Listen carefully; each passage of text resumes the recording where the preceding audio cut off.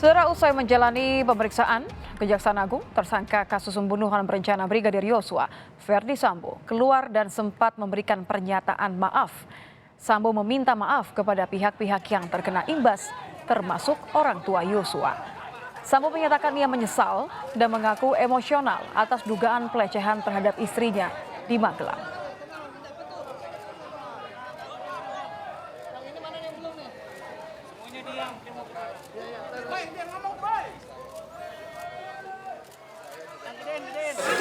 Saya menyampaikan permohonan maaf kepada pihak-pihak yang sudah terdampak atas perbuatan saya,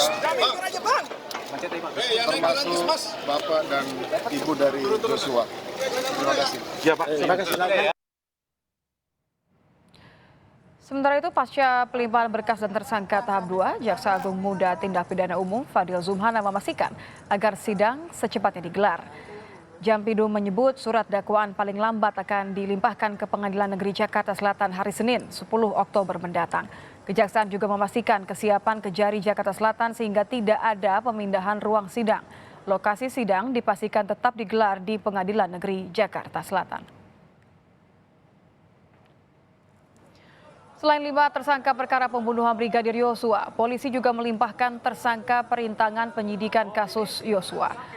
Para tersangka juga ditampilkan di depan publik saat penyerahan tersangka dari Bareskrim Polri kepada Kejaksaan. Termasuk juga mantan Karopaminal Divisi Propam Polri, Brigjen Hendra Kurniawan.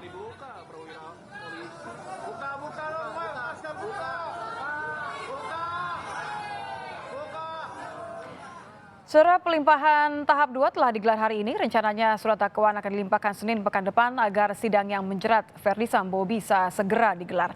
Seperti apa pembuktian di persidangan nanti dan bagaimana dengan peran Bribka Riki Rizal serta Eliezer yang diharapkan akan membuka fakta baru terkait kasus pembunuhan berencana Yosua. Akankah keterangan keduanya menyudutkan Sambo? Kita akan membahasnya bersama dengan Hipnu Nugroho, pakar hukum Universitas Jenderal Sudirman, dan juga Erman Umar, pengacara dari Bribka Riki Rizal. Selamat malam Prof. Hipnu, selamat malam Pak Erman. Selamat malam Mbak Nitya, selamat malam Pak Herman. Terima kasih sudah bergabung bersama kami di Kompas Malam. Saya ke Pak Erman terlebih dahulu. Kesaksian, keterangan dari klien Anda diharapkan akan memberikan fakta baru. Saya ingin cross check terlebih dahulu, tidak ada keterangan, tidak ada kesaksian yang akan berubah di persidangan nanti sejauh ini? Jauh ini saya kira masih tetap seperti apa yang sudah tertuang dalam BAP, Mbak. Jadi menurut saya belum ada, tapi ya namun demikian tentu ya bisa aja kita lihat perkembangan, ya kan berbagai macam dinamika akan bisa aja muncul. Tapi sampai saat ini itulah yang tertuang di dalam BAP selama ini, Mbak. Dinamika seperti apa tuh Pak Erman? Ini kan harapannya tetap sama, tetap konsisten. Ya saya kira kalau saya tanya dia masih merasa seperti itu. Jadi berarti sejauh ini saya lihat akan tetap konsisten apa yang dia bicarakan terakhir itu, Mbak. Boleh Bahwa dijelaskan seperti apa yang dirasakan oleh klien Anda terakhir sudah dilimpahkan ke Kejaksaan Agung? Ya kalau merasakan ya pasti ada bagaimanapun, pertama ya tentu ada lega, dia akan mempertanggungjawabkan apa yang dia ketahui dan apa yang dia rasakan gitu ya. Nah tapi namun demikian tentu pastilah ada beban, bagaimanapun ini kan tuduhan atau dakwaan pembunuhan berencana yang mana ancamannya cukup tinggi gitu. Sekalipun apakah dia membantu bersama-sama sebagai peserta atau membantu.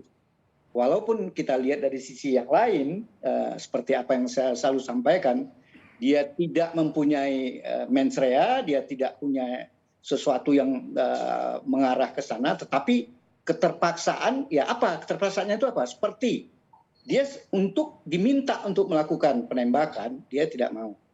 Itu satu. Yang kedua, paling yang menjadi masalahnya, dia memanggil Richard. Tentunya kan jadi pemikiran, untuk apa Richard dipanggil? Kan si pimpinan meminta bahwa dia akan ditembak gitu kan. Tapi ada perasaan juga, apakah benar mau ditembak? Kan dia bertanya, ada kejadian di mana Magelang, ada pelecehan. Masa langsung ini seorang pimpinan apa nggak diklarifikasi dulu? Jadi masih berkecamuk dalam pikirannya.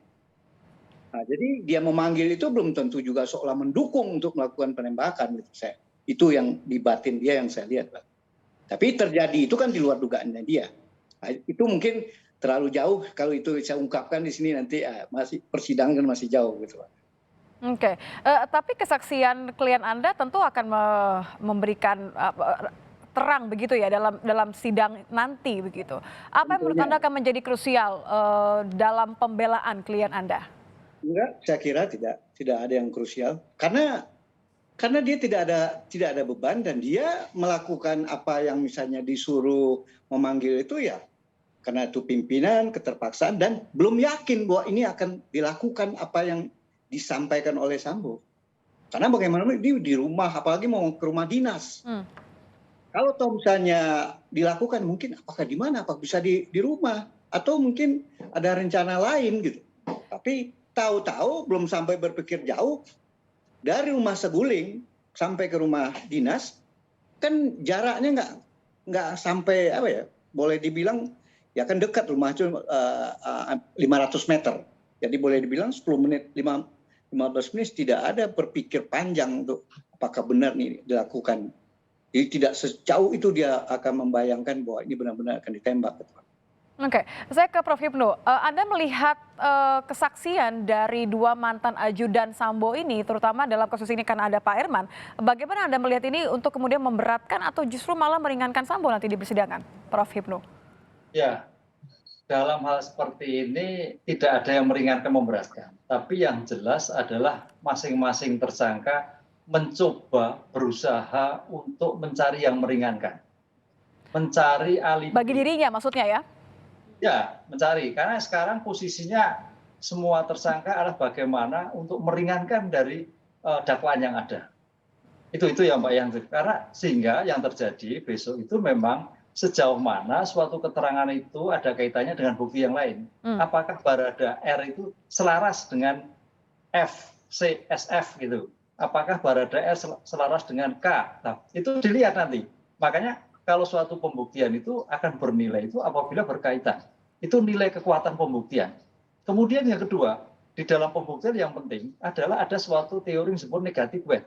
Negative weight itu adalah bahwa pembuktian itu berdasarkan suatu dua alat bukti, weight itu undang-undang menentukan dua alat itu, dan keyakinan.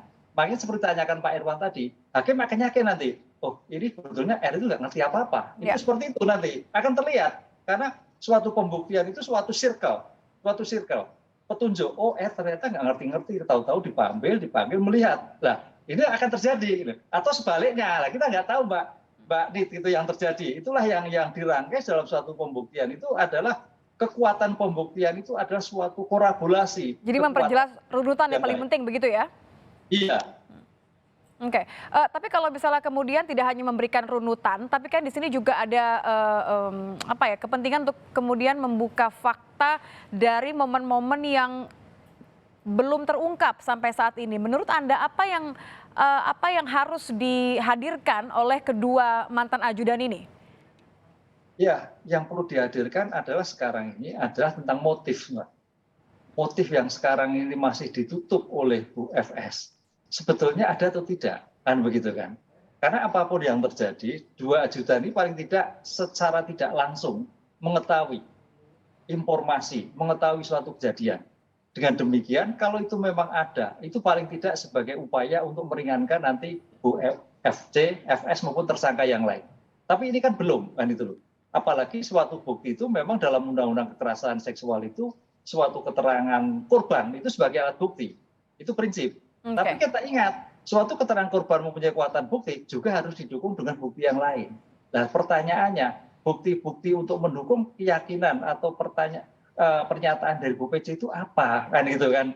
Mungkin tersangka S bisa menjelaskan atau R bisa menjelaskan. Itu bisa meyakinkan. Yang selama ini kan belum ada. Konstruksi itu belum ada. Sehingga dengan demikian kasus ini akan melihat masing-masing saya melihatnya masih mencoba menghindar, meringankan gitu. Tapi yang jelas yang tidak bisa dihindarkan adalah FS. Itu pasti sebagai pelaku utama. Tapi terkait dengan K, R mungkin masih ada secercah untuk bisa meringankan dari dakwaan yang dilakukan oleh penuntut umum. Oke, saya penasaran dengan Pak Herman, apakah kemudian klien Anda nanti akan memiliki keterangan yang sama nadanya dengan Eliezer atau justru ada hal yang hanya bisa diungkap oleh klien Anda, tapi tahan dulu jawabannya. Kita akan kembali di Kompas Malam usai jeda.